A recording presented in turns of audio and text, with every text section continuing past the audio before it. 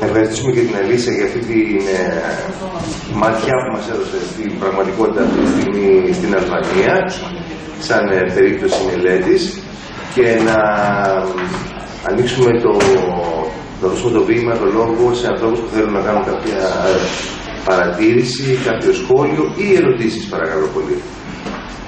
Και παρακαλώ πολύ να αναγνωρίζετε, να λέτε ποιοι είστε και σε ποιον απευθύνετε την ερώτησή σας, παρακαλώ πολύ. Ναι. Παρακαλώ. Can Alisa say a few more words about how she defines eco-populism? What is eco-populism? For me, eco-populism is the voice of civil society to protect their problems.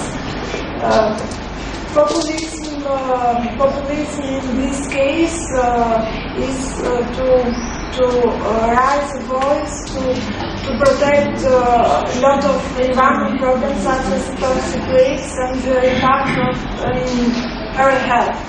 To rise eco-populism, I understand that all civil society work to protect their needs. This is how I can.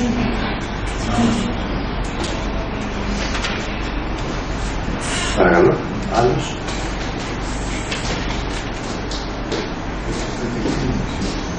Νομίζω ότι ένα από τα προβλήματα τα οποία παρουσιάζονται και έχει να κάνει και με τη χθεσινή μας συνάντηση, αλλά νομίζω ότι θα φανεί και στην πορεία της κουβέντας, είναι ότι χρειάζεται πάντα να ξεκαθαρίσουμε τι εννοούμε με τους όρους που χρησιμοποιούμε.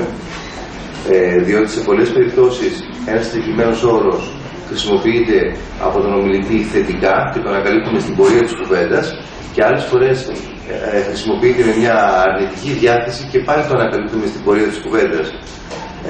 Οπότε καλό θα είναι να έχουμε τον νόμο μας οι ιδιαίτεροι εισηγητές και να κάνουν αυτή την επισήμανση ξεκαθαρίζοντας ποια είναι η στάση τους ή σε κάποια συγκεκριμένη ιστορική φάση.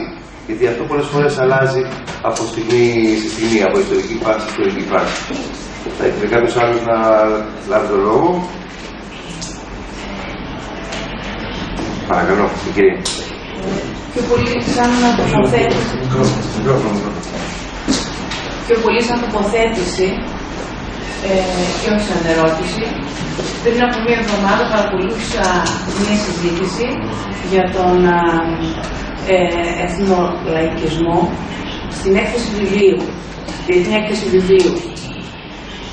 Παρουσιάστηκε ένα βιβλίο για τον λαϊκισμό στο ΣΥΡΙΖΑ.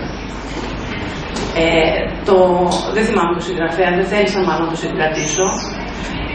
Ήταν στην εισήγηση, χαρακτήρισαν τον εθνολαϊκισμό σαν κάτι που είναι για τα άκρα, των άκρων, της άκρας αριστεράς και της άκρας δεξιάς. Η εισήγηση ήταν στο Παπασαραντόπουλο. Και στην αρχή προσπάθησαν να αναλύσουν τι σημαίνει, πώς χρησιμοποιείται, τι γίνεται, και κράτησε αυτό από τους τρεις ομιλητές αρκετή ώρα. Το θέμα ήταν ότι ήταν τόσο εξόφθαλμα πού ήθελαν να καταλήξουν και τι ήθελαν να πούνε, που πραγματικά έμενες άναυδος, γιατί ήταν στοχευμένο μόνο σε ένα πράγμα. Να πείσουν τον κόσμο ότι ο βασικός εχθρός που χρησιμοποιεί τον λαϊκισμό στο έπακρο είναι ο ΣΥΡΙΖΑ. Και είτε υποστήριζε το ΣΥΡΙΖΑ είτε όχι, ήταν κάτι πολύ εντυπωσιακό το πώς έτσι δομήθηκε όλο αυτό το πράγμα.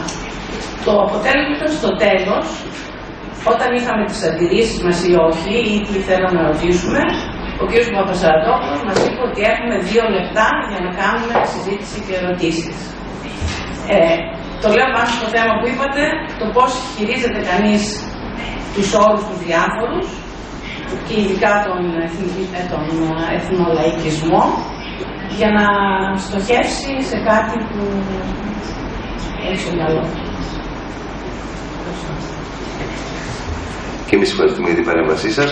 Θα ήθελε κάποιος άλλος να πάρει το λόγο?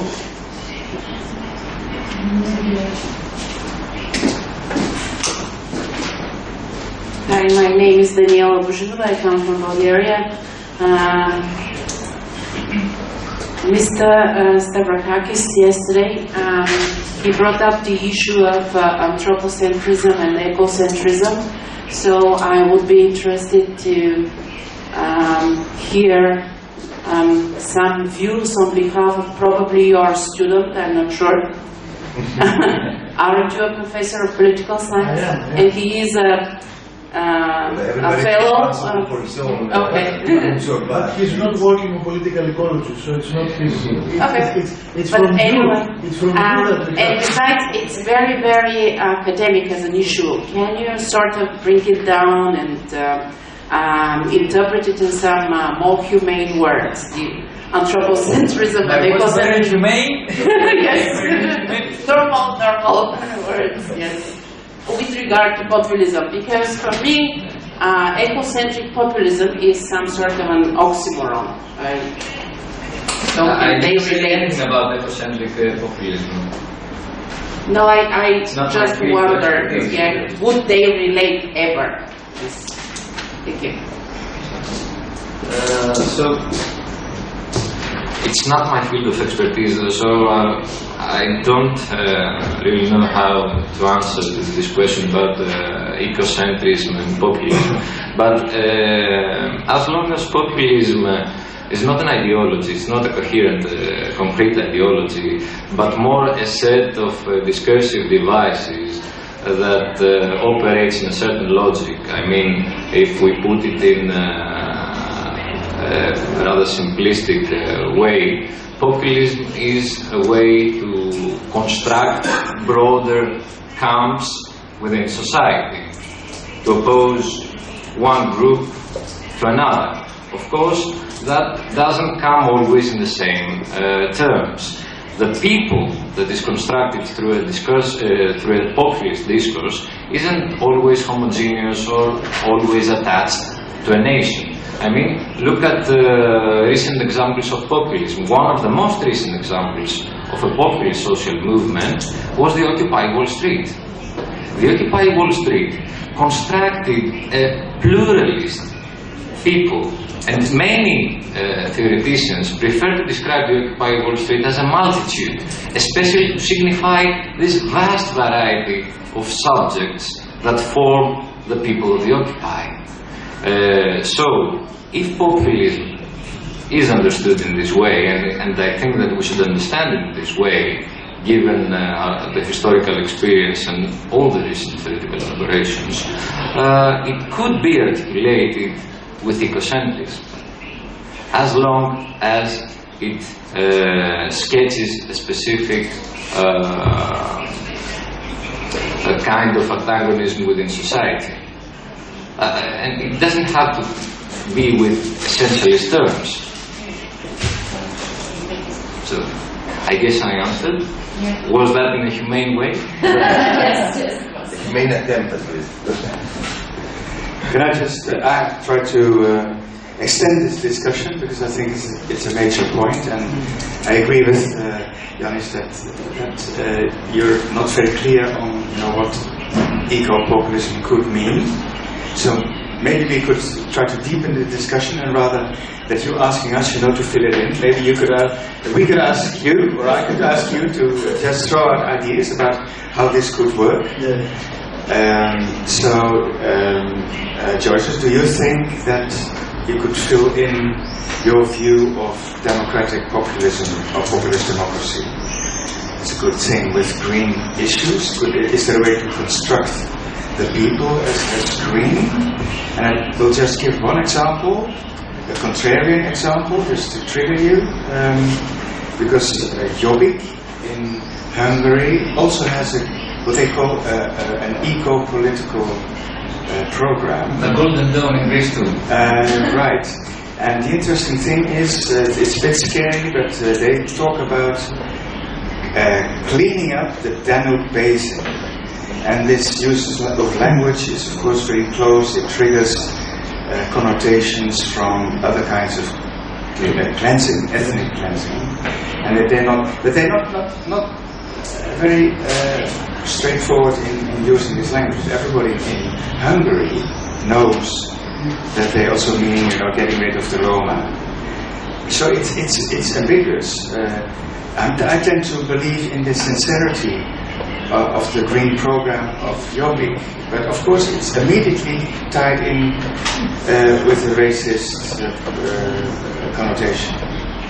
And maybe you could clarify what you just said about Golden Dawn. If they have a green program, I would be interested to know, do you think we can take it seriously? And can you advise the green movement here in Greece? How to, for example, you talk about the emotional side of politics, and I fully agree. To get away from a rationalistic view of politics is very important, and you need to mobilize the passions. But the weak spot of the green movement everywhere in Europe has been that we have not been able to have something like a Green New Deal land with people. People simply don't believe, that green jobs can be created. And the green movement is insufficiently able to mobilize feelings of attachment to the landscape, to the home, to the land. I'm specifically using these terms and not nation. I myself am an Amsterdam chauvinist, so and there's nothing against this, I would believe, if you can combine it with other identities. So is there a way of trying to get into people's hearts with a green message? Should I go first? All right. I represent a Green Party of Albania. We have a program, a green program. We hope to implement in July. We have the general election in Albania, in which the Green Party candidates in one coalition. We hope to win the needed votes to implement our programs. In our programs, we have some politics to reduce the old machines, the old cars, because in Albania the pollution from transport is very worse. The air quality in Tirana is very polluted. This is for the monitoration from the monitoration of quality of air in our city. We want to use biocarburants. We want also to reduce the old car. Also, we have in our programs to develop the green jobs, to work in our gardens, to food with the first source of food about agriculture, the agriculture that is in our place of we live, not so far away, because the cost of transportation and the quality of the foods is not in high quality. There are some good green jobs, good green projects we want to implement, and the hopes to win the green election, to win the general election, to have possibility to implement our green program. Is this in English? Is this available in English, your program? No, it's not in English, it's only in Albanian language.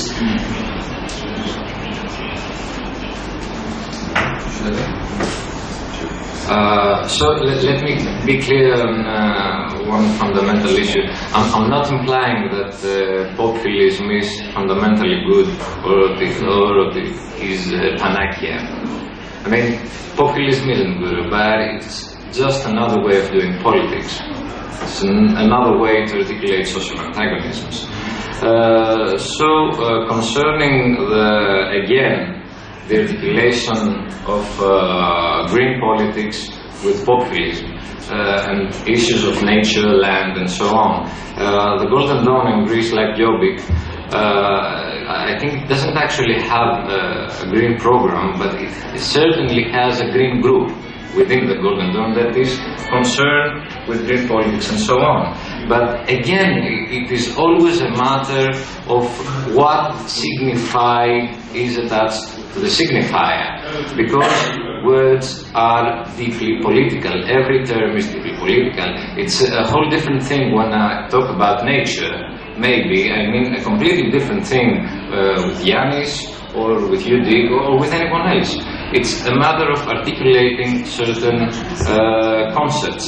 And I mean, the Golden Dawn, when it talks about nature and about green politics, it clearly attaches these signifiers to the signified nation, blood, land conceived in a rather nativist sense. And I believe that it is possible to articulate a discourse around nature and land and so on that is pluralist and inclusive and democratic. I mean, there's no recipe, right? There's no way to say that to be a good ecocentric or green populist, you should do this and that, and with this way you're going to mobilize collective passions in a democratic and good way. There's no way to find a recipe like that, I'm afraid. And if I may just to add a couple of words to what Yorgo said, that we can observe a silent shift of Golden Dawn's writings from a somehow pagan ideological past. We have a shift towards more pragmatic issues, and within this pagan framework we can see also elements of eco-fascist ideologies or ideas here and there, but this is something that they are currently putting on the side because this brings them in conflict with the church, so this is a shift. Σας παρακαλώ πολύ.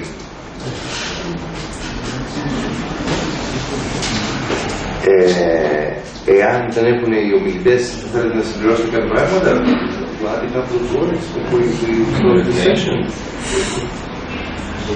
Ωραία, λοιπόν, να σας ευχαριστήσω για την πρωινή του Σαββάτου.